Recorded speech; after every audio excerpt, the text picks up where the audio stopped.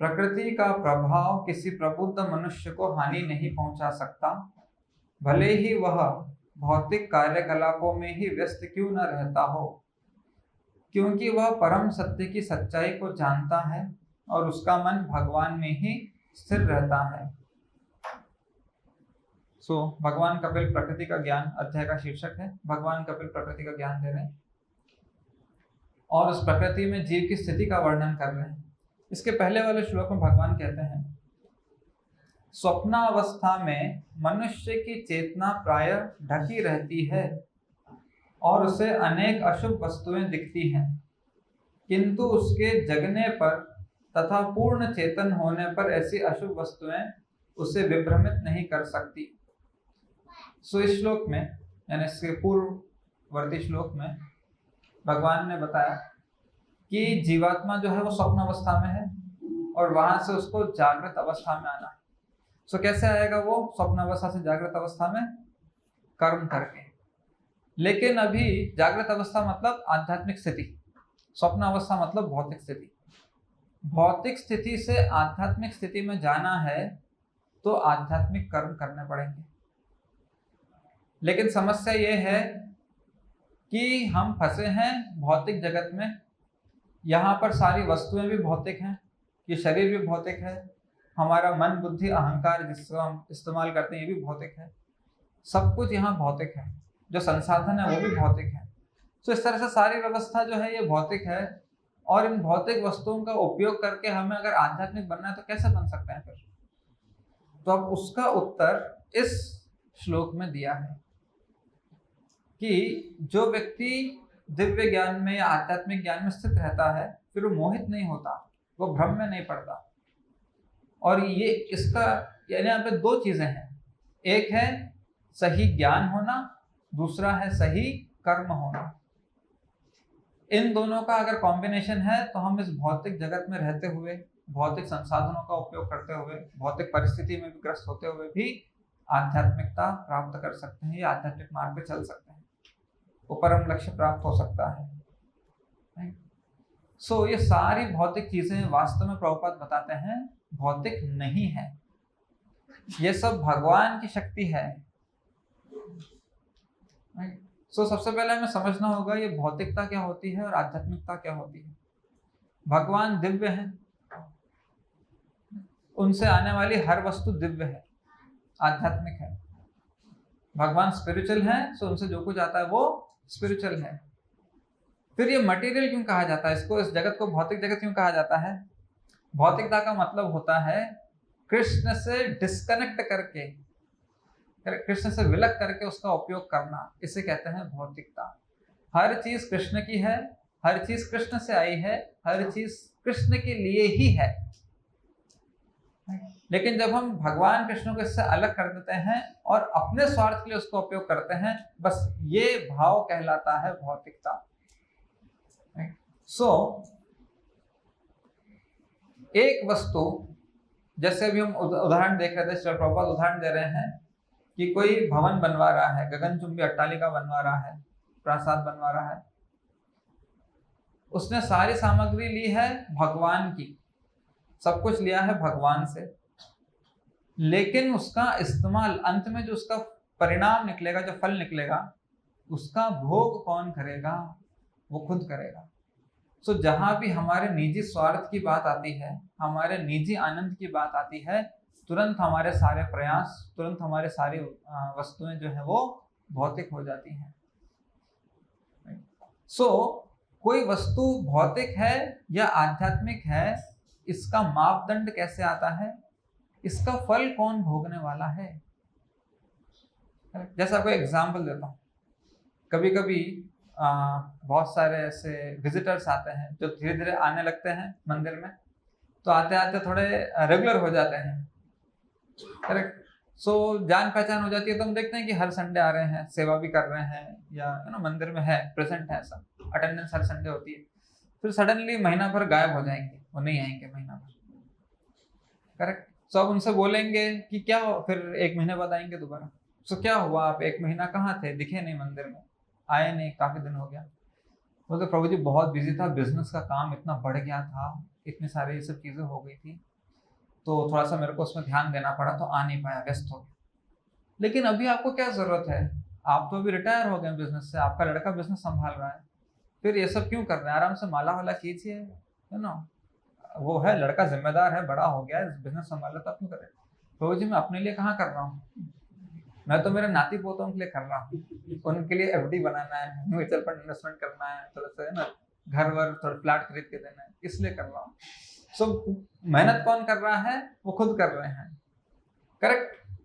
लेकिन फल किसके लिए रखा है, अपने नाती पोतों के लिए रखा है, यानी पूरा कार्य किसके लिए हुआ, नाती पोतों के लिए हुआ, खुद के लिए नहीं हुआ। मेहनत खुद की है, बुद्धि अपनी लगाई, समय अपना लगाया, परिश्रम अपना लगाया, संसाधन अपने लगाए, पैसा अपना लगाया, सब कुछ अपना लगाया, लेकिन फल किसको दिया अंत में, अंत में सब मेहनत करके फ्लैट खरीदा, ये लो, ये बड़े नाती के नाम, ये बड़े पोते के नाम, ये इसके नाम, इसके नाम, ऐसा करके।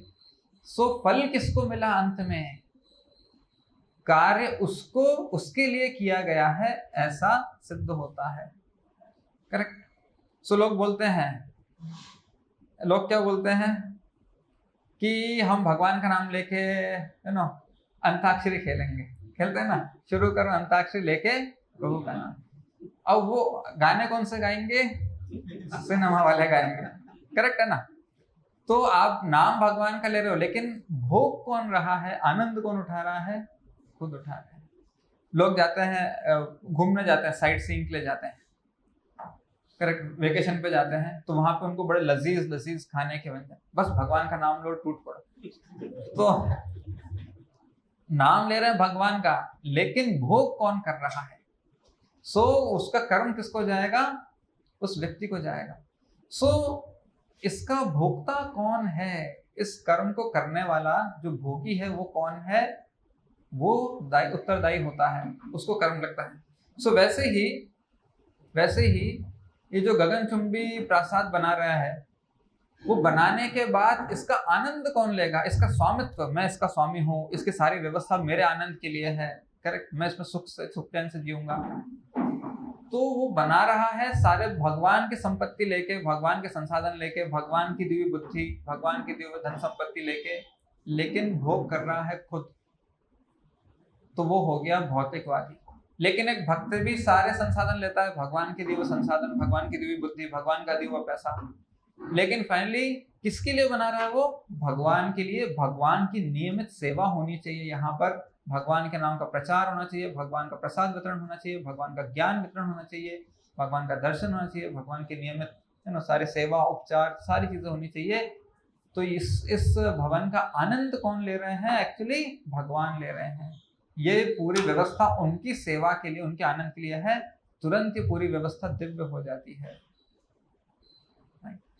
सो पूरा परिश्रम किसने किया, भक्त ने किया। अब सामान्य तौर पे व्यक्ति को क्या लगता है, एक साधारण व्यक्ति को, पूरा परिश्रम मैंने किया है, करेक्ट, पूरी मेहनत मैंने की है, दिन रात मेहनत करके मैंने पैसा कमाया है, एक छोटे से गैराज में मेरी दुकान चलती थी, वहां से इतने बड़ा बिजनेस एम्पायर बनाया है, सब कुछ मैंने किया है, तो अब अंत में अब मुझे मौका मिला है इन सब का भोग करने का, और अब आप बोले सब कुछ उड़ा के भगवान को दे दो, ऐसा कैसे संभव है, करेक्ट है ना। हाँ, तो क्यों, क्योंकि उसका मन माया द्वारा ग्रसित है। अब एक उदाहरण देखिए, बहुत सिंपल उदाहरण, एक आदमी है, उसका आम का बगीचा है, ठीक है, उसमें ढेर सारे आम के पेड़ हैं, उसने एक माली को रखा है, उसने एक माली को रखा है कि तुम इन सारे आमों की देख रेख करो, आम के पेड़ों की देख रेख करो। सो माली आता है, रोज पानी डालता है, खाद डालता है, गाय बकरी आती है तो उससे रक्षा करता है, फेंसिंग बनाता है, और उसके बाद जो भी देख रेख करनी है, धूप छांव, ये सारी चीजें, कभी कभी क्यारी खरीदनी पड़ती है, जो भी करना पड़ता है। ऐसे करके उसने बीज से शुरू किया, एक छोटे से आम के बीज से उसने शुरू किया, और पूरा लहलहाता हुआ आम का पेड़, आम का बगीचा बनाया, मतलब उगाया उसने, माली ने। अंत में उसमें लगे आम। अब माली सोच रहा है, क्या सोच रहा है, पूरे जिंदगी 3 साल 4 साल इसको बीज से यहाँ तक लाने के लिए मैंने मेहनत की है, अब ये सारे लपलपाते आम मैं खा जाऊंगा। करेक्ट। तो क्या होगा, तुरंत उसको चोर करार दिया जाएगा, तुम चोर हो। अरे वो दिखाएगा, वीडियो दिखाएगा, मैंने कैसे बीज बोया, फिर वो वीडियो दिखाएगा मैंने कैसे पानी डाला, फिर कैसे अंकुर निकला, फिर मैंने बकरी आ रही थी तो मैंने उसके आसपास बाड़ लगाई है, बकरी को भगाया, उसका सारे वीडियो दिखाएगा। हाँ, तो अब अंत में आम मेरा नहीं होना चाहिए। फिर भी आम मेरा नहीं होना चाहिए। क्यों नहीं होना चाहिए? क्योंकि उस आम के बगीचे का स्वामी, वो पानी देने वाला, पानी प्रोवाइड करने वाला, वो बीज प्रोवाइड करने वाला, जमीन प्रोवाइड करने वाला कोई और है। आप सिर्फ नौकर हो, आपको उसकी सैलरी लेनी है। इस आम पर, बगीचे पर, जमीन पर, पेड़ पर आपका अधिकार नहीं है, आप सिर्फ सेवक हो। अब यहाँ पे लिखा है, प्रकृति का प्रभाव किसी प्रबुद्ध मनुष्य को हानि नहीं पहुंचा सकता, उसकी बुद्धि भ्रष्ट नहीं हो सकती भक्त की। क्यों? वह परम सत्य की सच्चाई को जानता है।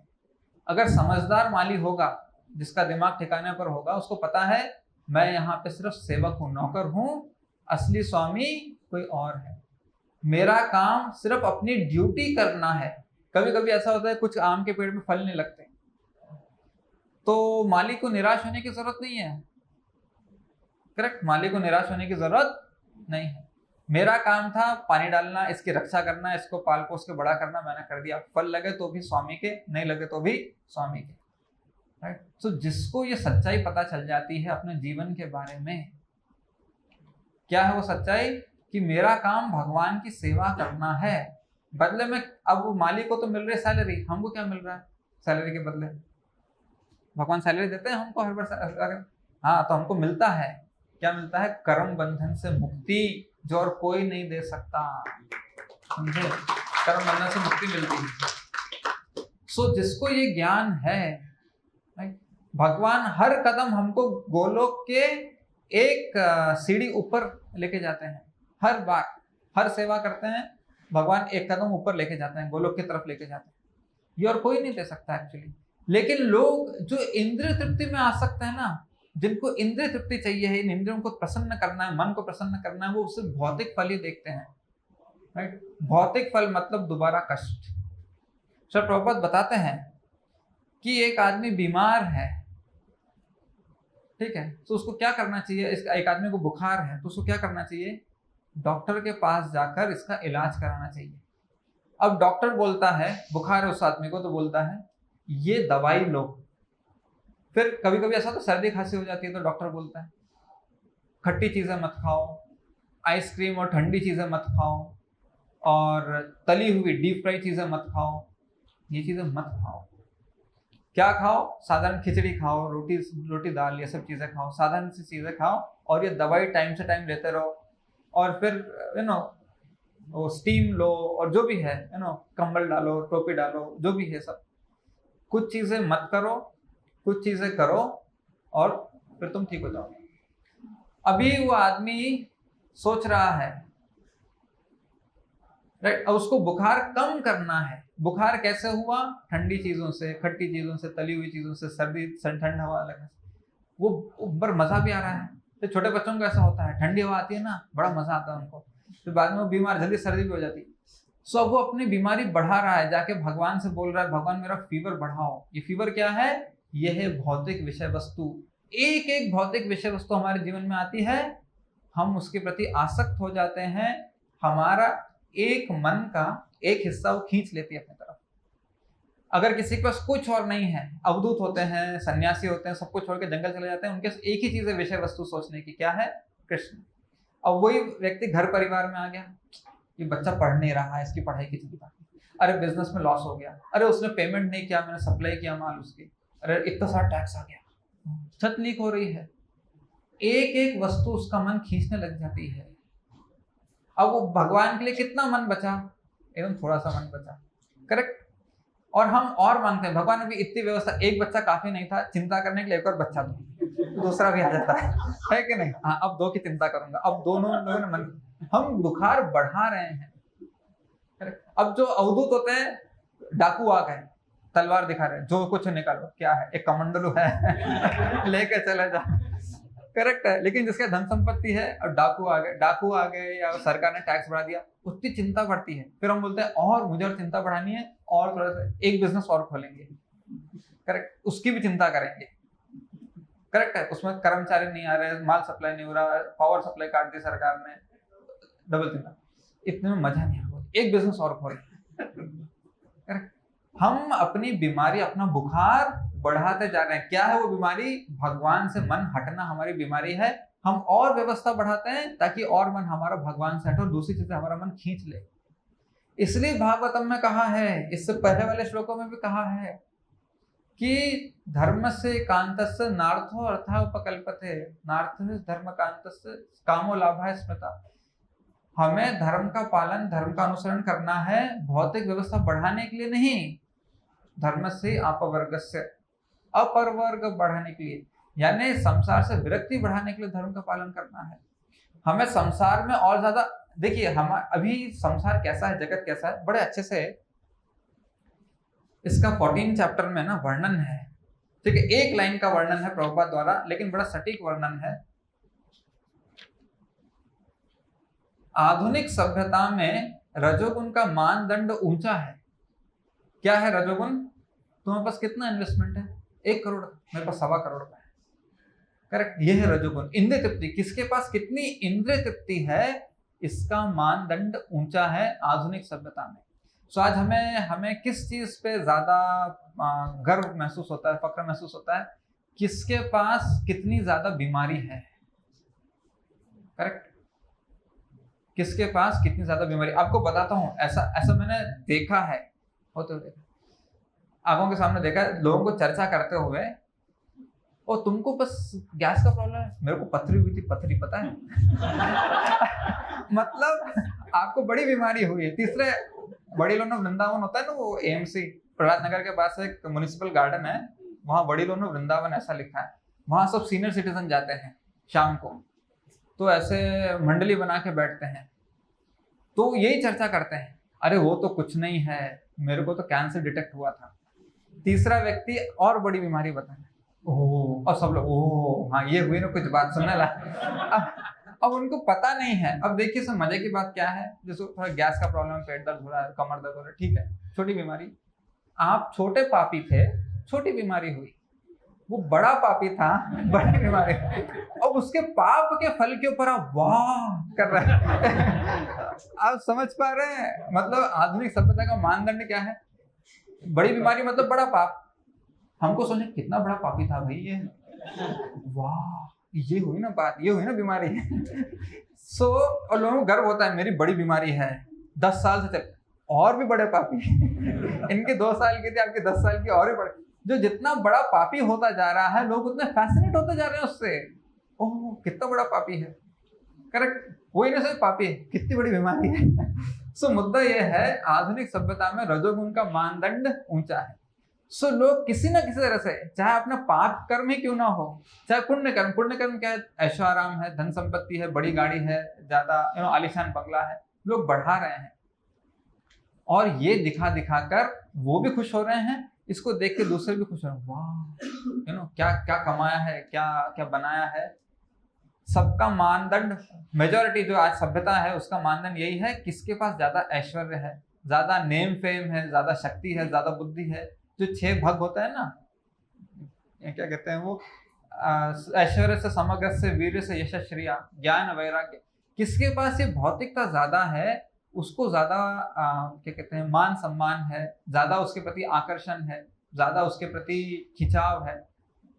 करेक्ट।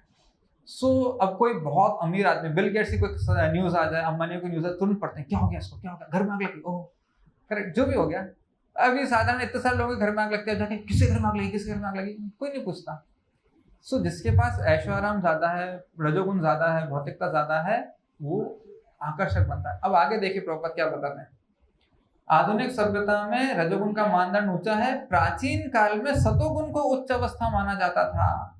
प्राचीन काल में कौन फेमस होते थे, कौन सम्मानीय व्यक्ति होते थे, किनके प्रति आकर्षण होता था? ज्ञान और वैराग्य जिसके पास है, ज्ञान और वैराग्य। जो आध्यात्मिक ज्ञान में उन्नत है, जो संसार से, इस बीमारी से विरक्त है, करेक्ट, जो भौतिकता की बीमारी है इससे विरक्त है, उसको ऊंचा माना जाता था। लोग उसका एसोसिएशन करते थे, लोग उसको फॉलो करते थे। उन्होंने क्या कहा, वो संत महात्मा ने क्या कहा, मुझे वो सुनना है। अभी लोग सुनना चाहते हैं सिनेमा स्टार ने क्या कमेंट का ऑपरेशन सिंदूर पे, लोग जाके पढ़ रहे हैं, करेक्ट, 12 लाख लोग उसको पढ़ रहे हैं। ओह, उसने जो भी कहा वो हमारे जीवन के परम लक्ष्य के प्रति वो नहीं है, लेकिन वो फेमस है। क्यों फेमस है? क्योंकि वो एक सिनेमा स्टार है, वो सुंदर दिखता है। कोई अमीर आदमी है, वो अमीर इसलिए फेमस है, लोग उनको फॉलो करते हैं। लेकिन यहाँ पे क्या लिखा है? प्राचीन काल में सतोगुण, सतोगुण मतलब ज्ञान और वैराग्य। सो हमारे जीवन का हमने मानदंड कैसा बना के रखा है? सो इससे हमारी पहचान कैसे होती है? हमारा आकर्षण किस तरफ है, करेक्ट, हमारा आकर्षण किस तरफ है ये दिखाता है हमारा स्पिरिचुअल स्टैंडर्ड क्या है। अब जिस तरफ आकर्षण होगा, धीरे धीरे हाथ मोबाइल की तरफ बढ़ेगा, मोबाइल हाथ में आएगा, वही समाचार खुलेगा, वही सोशल मीडिया खुलेगा, करेक्ट। तो हमको पता चलेगा ये उंगली किस तरफ बढ़ रही है, ये उंगली प्रभुपाद के लेक्चर की तरफ बढ़ रही है कि ये फैंसी नाच गाने, सिनेमा गाने वाले रील्स की तरफ बढ़ रही है, करेक्ट। इससे पता चलता है कि हमारी चेतना कैसी है, हमारी कॉन्शियसनेस कैसी है। उसके बाद फिर हमारा आकर्षण किस तरफ है, कैसे पता चलता है? जब हम 2-4 लोगों के साथ मिलते हैं, बैठते हैं, करेक्ट, 2-4 लोगों के साथ मिलते हैं, बैठते हैं, किस विषय वस्तु की चर्चा हम करते हैं, करेक्ट। जैसे अभी शाम को यहाँ पे सब लोग मिलेंगे, बैठेंगे, कौन सा सब्जेक्ट मैटर आया डिस्कशन के लिए, किस पर रुचि से, मैं भी 2 लाइन बताता हूँ, है ना। म्यूचुअल फंड, कौन सी सरकार गिरेगी, कौन सी सरकार उठेगी, गर्मी कितनी है, इस पर 10-10, 15-15 minute discussion. IPL, cricket match, cinema, correct. फिर किसका लड़का किसके साथ भाग गया, किसको नौकरी मिल गई, कौन अमेरिका जाके सेटल हो गया, करेक्ट। तो बस इससे समय, बाकी लड़ेंगे सब लोग, मैं भक्त हूँ, मुझे भक्त जैसे क्यों नहीं मानते, लेकिन उनके वचन, उनका मोबाइल में जाके किस बटन पे उंगली लगी, ये सब असली मापदंड है कि मैंने कोट पढ़ा था, ऐसे आता रहता है quote, what you are offline matters the most, correct. Online में तो सब अच्छा दिखाते हैं, हम कीर्तन कर रहे हैं, डांस कर रहे हैं, अभिषेकम कर रहे हैं, भक्ति कर रहे हैं, ऑनलाइन में सब लोग अच्छा दिखाते हैं। वो जैसी रिकॉर्डिंग खत्म होती है, स्विच ऑफ करने के बाद वो क्या करते हैं, correct, that matters the most. ऐसा में फिर तुरंत सर्च करेंगे, अभी मैं जाऊंगा मॉरिशस, जाऊंगा वेकेशन पे, और रील तो अच्छी डाल दी, जब करो, ऐसा करो, वैसा करो, हाँ रील पोस्टेड, हाँ अब मॉरिशस की टिकट बुक करो। So what your offline matters the most, और वो रहता नहीं अंदर, वो फिर आ जाता है यहाँ मॉरिशस जा रहा हूँ। मैं कल गया था, एक जगह गया था, एक डॉक्टर के यहाँ गया था। सो इंसिडेंटली वहां पर किसी और बाहर से, आउट ऑफ स्टेशन से एक भक्त आए थे, ठीक है, इस्कॉन के भक्त थे वो भी। तो तिलक देखा मेरे को तो तुरंत पहचान लिया, तो वो भी तिलक में थे। ऐसे आए हुए थे, किसी और को लेके आए थे डॉक्टर को दिखाने के लिए, किसी और पेशेंट को लेके। तो मैंने बोला बैठिए साथ में, वेटिंग रूम में था, तुमको बिठाया, ऐसे कहाँ से आए, क्या कर रहे हैं, ऐसे बेसिक चर्चा हुई। फिर मैं माला करने लगा, फिर वो बैठ गए। फिर 2 मिनट बाद उन्होंने शुरू किया। सो क्या शुरू किया कि प्रभु जी मैं यहाँ से हूँ, ऐसा ऐसा हमारे यहाँ ऐसे ऐसे प्रोग्राम होते हैं। अच्छा, वेरी नाइस। फिर मैं यहाँ पर सत्संग में गया था, फिर मैं उडुपी गया था, फिर मैं वहाँ गया था, फिर वहाँ से ये किया था, फिर अभी हमारे मंदिर में बुक डिस्ट्रीब्यूशन था, मैंने इतनी सारी बुक डिस्ट्रीब्यूट कर दी। फिर वो बच्चों का प्रोग्राम था, उसमें मैंने जाके प्रसाद डिस्ट्रीब्यूशन किया। फिर हमारे यहाँ पे तुलादान था गीता का, फिर मैं फर्स्ट पर्सन था। जैसे मैंने तुलादान किया, मेरे पीछे लाइन लग गई। तो ऐसे 5 मिनट बोलते गए। फिर मैंने बोला हाँ अच्छी बात है, अच्छी बात है, हमारे मंदिर आइए, मंदिर का जानकारी दी, एड्रेस दिया, ये सब दिया कि आइए विजिट कीजिए, आप आए इतने दूर से। तो फिर बोला हाँ अच्छी बात है, ठीक है। फिर शुरू हो गए कि फिर हमने ना एक नया प्रोग्राम शुरू किया, उसमें मैं ऐसा ऐसा करता हूँ, फिर मैं वहाँ जाके हमको भी कभी कभी चांस मिलता है तो मैं क्लास लेता हूँ, ये करता हूँ। मैंने बोला मैं समझ गया, आप मेरे को बोलना पड़ा उनसे अगर आप इसके आगे अपनी तारीफ नहीं करेंगे ना तो भी मैं समझ गया आप क्या तो मैं बिल्कुल समझ गया हूँ और मैं बहुत प्रशंसा करता हूँ आपके सेवा की। और आप अच्छे भक्त हैं, बिल्कुल मैं समझ गया हूँ। ऐसे करके मुझे उनको बंद करना पड़ा फाइनली। सो शुरू करते हैं। कृष्णा कॉन्शियसनेस, कृष्ण भक्ति बहुत अच्छी होती है। धीरे धीरे अब वो रुका नहीं जा रहा है। सो क्या सामने आ रहा है, क्या बाहर आ रहा है? मैंने ये किया, मैंने वो किया, मैं ऐसा करता हूँ, मैं वैसा करता हूँ, मैंने प्रभु जी से बोला तो उन्होंने ये कर दिया, फिर मैंने ऐसा कर दिया। फाइनली वचनों में, हमारे कार्यों में बीमारी क्या है? केंद्र बिंदु बनना, आकर्षण का केंद्र बिंदु बनना, वो कहीं ना कहीं फिर से छलक ही जाता है। लेकिन यहाँ पे लिखा है कि प्रकृति का प्रभाव किसी प्रबुद्ध मनुष्य को हानि नहीं पहुंचा सकता। लेकिन जो कृष्ण में फिक्स्ड अप है, जिसकी चेतना कृष्ण में स्थिर है, फिर उसको पता है कि उसको समझ में आता है कि मैं जो बोल रहा हूं वो कृष्ण की स्तुति हो रही है या कृष्ण का सहारा लेके मेरी खुद की स्तुति हो रही है। हम एक्चुअली भगवान के कॉम्पिटिटर बनते हैं, प्रतिस्पर्धी बनते हैं, या फिर हम भगवान का इस्तेमाल करते हैं। करेक्ट। जैसे भक्त समुदाय में क्या होता है, भक्त कम्युनिटी में जो विनम्र होता है उसको बहुत एडवांस डिवोटी माना जाता है।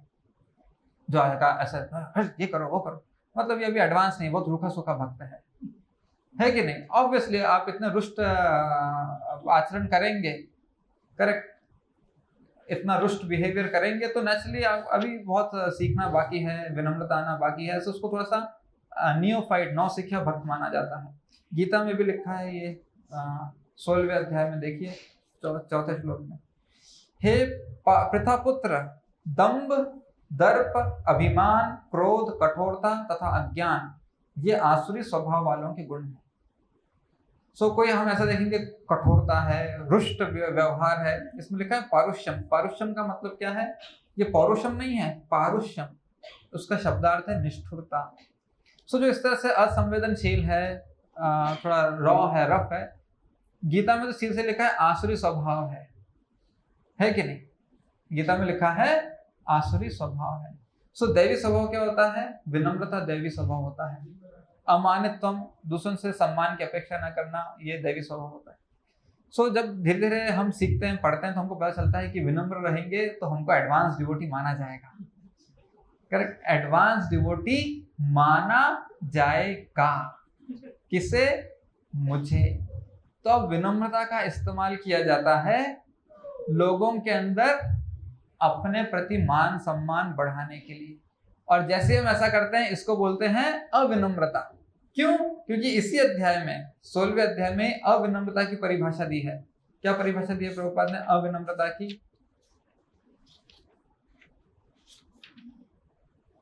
13वें में, नॉट 16वें। हाँ, यहाँ पर ज्ञान की जो रूपरेखा प्रस्तुत की गई है उसका निम्नलिखित प्रकार से विश्लेषण किया जा सकता है। विनम्रता का अर्थ है, विनम्रता का वास्तविक अर्थ बता रहे हैं प्रभुपाद।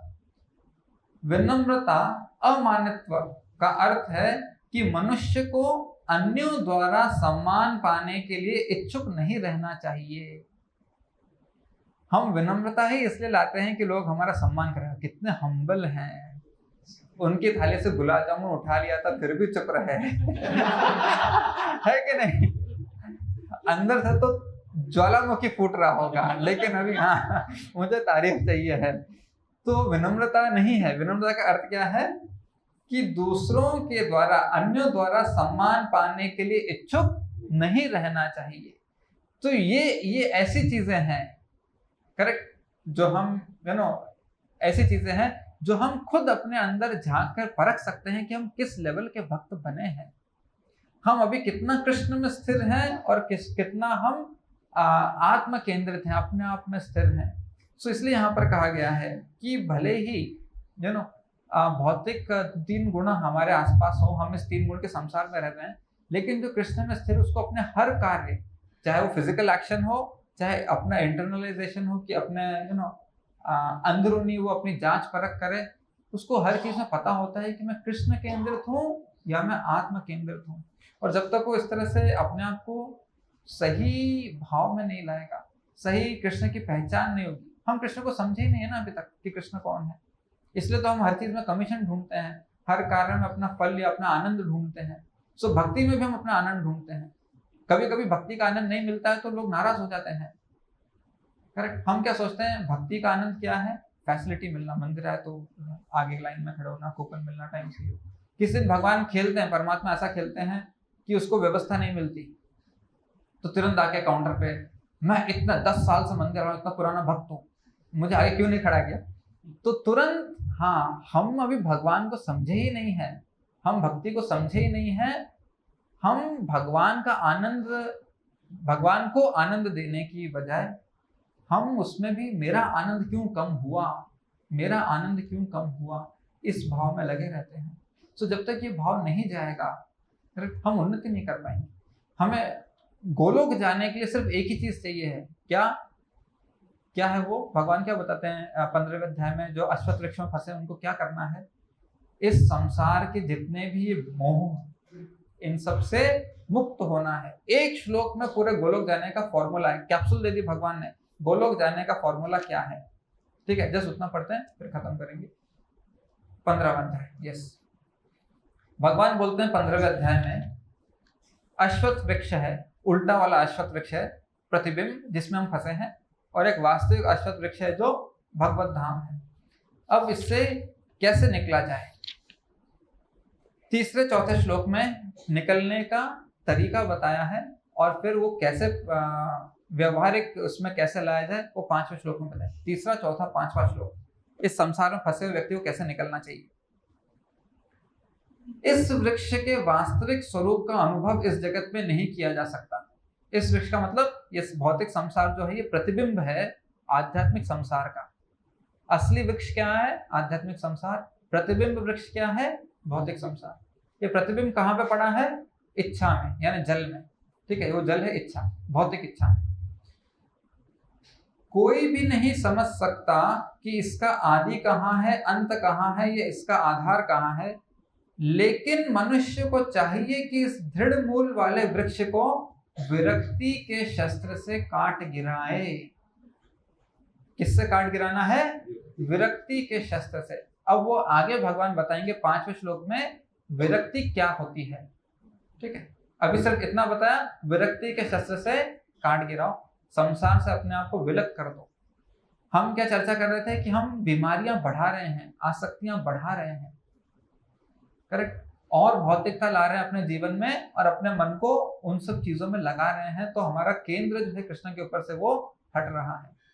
ठीक है, सो पहला है विरक्ति के शस्त्र से काट गिराओ। ठीक, तत्पश्चात उसके बाद क्या करना है? उसे ऐसे स्थान की खोज करनी चाहिए, जो साधक है उसे ऐसे स्थान की खोज करनी चाहिए जहां जाकर लौटना न पड़े, जहां उस भगवान की शरण ग्रहण कर ली जाए। क्या है वो स्थान जहां जाकर लौटना न पड़े? 6ठे श्लोक में भगवान बताते हैं, तद धाम परमम मम यद गत्वा न निवर्तन्ते। वो मेरा धाम है जहां जाकर लौटना न पड़े, यानी इस संसार से विरक्त होते रहो और कृष्ण धाम को आसक्त होते रहो। करेक्ट। और क्या करना है? उस भगवान की शरण ग्रहण कर ली जाए जिससे अनादि काल से प्रत्येक वस्तु का सूत्रपात तथा विस्तार होता आया है। सो इस संसार से निकलकर, यानी संसार से विरक्त होकर भगवान का आश्रय, भगवान में आसक्ति लगानी है, जिनसे पूरा अनादिकाल से सब सूत्रपात होता आया है, तो हम गोलोक जा सकते हैं। ये बस यही पूरे गीता का इंस्ट्रक्शन है। ये 2 श्लोक जो बताया ना भगवान ने, पूरे गीता में आप जितने भी निर्देश दिए हैं भगवान ने, वो सारे इन दोनों श्लोकों में बैठ जाते हैं। संसार से विरक्ति के निर्देश दिए हैं और कृष्ण से आसक्ति के निर्देश दिए हैं। यही पूरी गीता का मूल तत्व है, या जो कंडेंस्ड फॉर्मूला है, कैप्सूल है, वो है। करेक्ट। और यही गीता 11.55 भी यही बताता है। अब नेक्स्ट श्लोक, 5वें श्लोक में भगवान बता रहे हैं क्या होता है ये विरक्ति और आसक्ति का कार्यक्रम। संसार से विरक्ति क्या होती है, भगवान से आसक्ति क्या होती है, 5वें श्लोक में। बस ये श्लोक अगर सीख लिया और अपना लिया तो हो गए पार।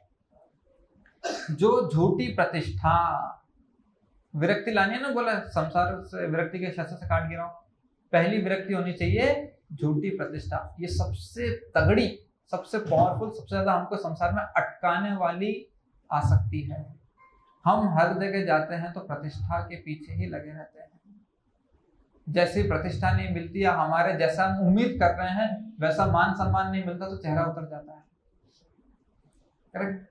जो झूठी प्रतिष्ठा, फिर मोह क्या है, ये जो हम बढ़ा रहे हैं ना, 1 से 2 फ्लैट, 1 से 2 एफडी, करेक्ट, जो भी चीजें संसारी व्यवस्था जो हम बढ़ा रहे हैं, ये सब मोह है। इनमें आसक्ति लगाना, इनमें अपने मन को लगाना, राइट, अपने आप को उत्तरदायी समझना कि मैं इन सबके लिए रिस्पॉन्सिबल हूँ, ये सारी चीजें, घर परिवार संसार, ये मोह।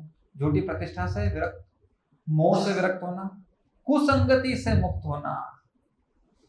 ठीक है, कुसंगति क्या है, यही अत्याहार, प्रयासा, प्रजल्पा, नियमाग्रह, जनसंग, लौल्यम, इन सारी कुसंगतियों से मुक्त होना। ये सारे काम, क्रोध, लोभ, मोह, मद, मात्सर्य बोलते हैं, ये सब कुसंगति है।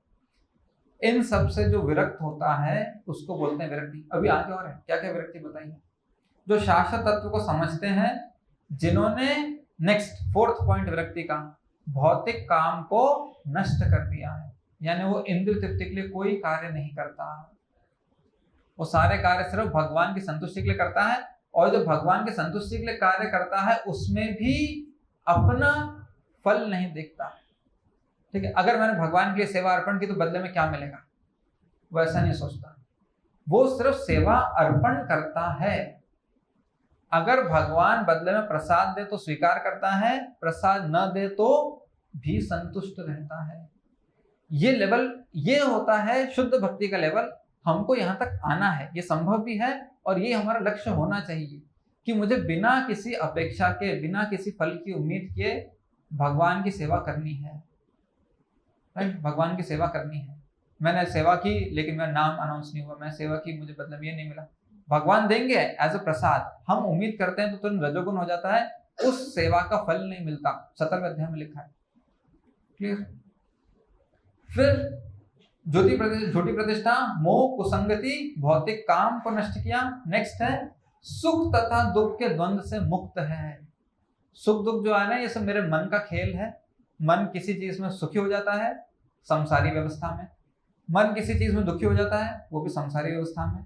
मेरा संसारी अच्छी व्यवस्था से भी लेना देना नहीं है, संसारी बुरी व्यवस्था से भी लेना देना नहीं है। मेरा लेना देना तो भगवान और उनकी संतुष्टि से है। जिसको ये समझ में आ जाता है उसके लिए इस अश्वत्थ वृक्ष से बाहर निकलना एकदम आसान हो जाता है। अब आगे, सुख दुख के मोह, द्वंद्व के मोह से मुक्त है और जो मोह रहित होकर परम पुरुष के शरणागत होना जानते हैं।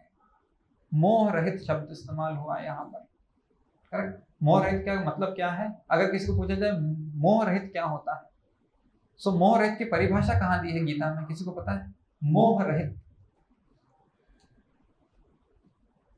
4थे अध्याय में भगवान बताते हैं मोह रहित होने का मतलब क्या है, सटीक परिभाषा। 4थे अध्याय में 35वें श्लोक में भगवान बताते हैं,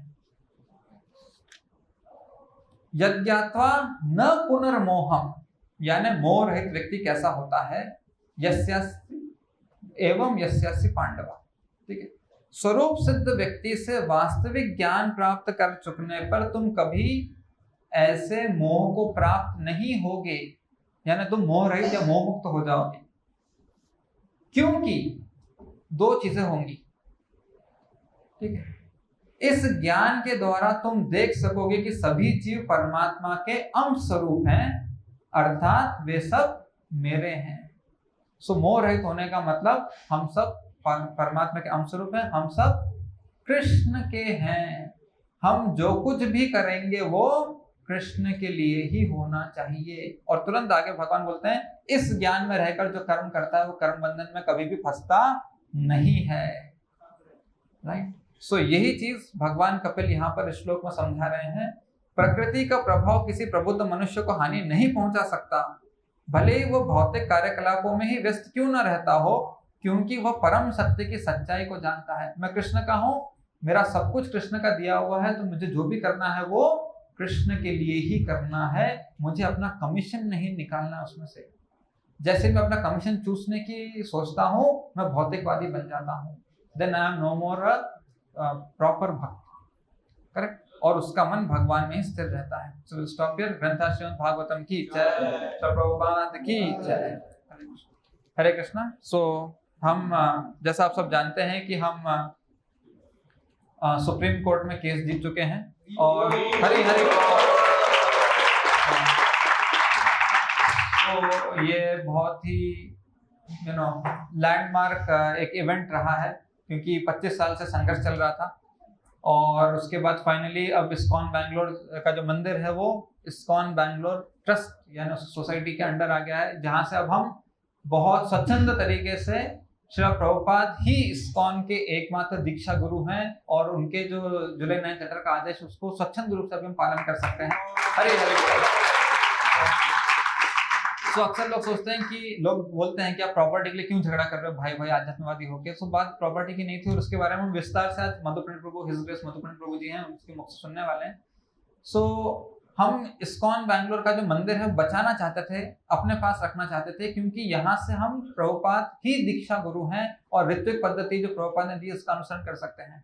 क्योंकि बाकी जहाँ भी है ये सब हम जानते हैं कि सब लोग इस्कॉन में बहुत सारे गुरु बन गए हैं और वो प्रभुपाद को बहुत क्या कहते हैं दुर्भाग्य है कि प्रभुपाद को पूरे अच्छे से इस्कॉन से बाहर हटा के अपने आप को वहां पर स्थापित करके इस्कॉन चलाना चाहते हैं, जो हम नहीं होना चाहते थे।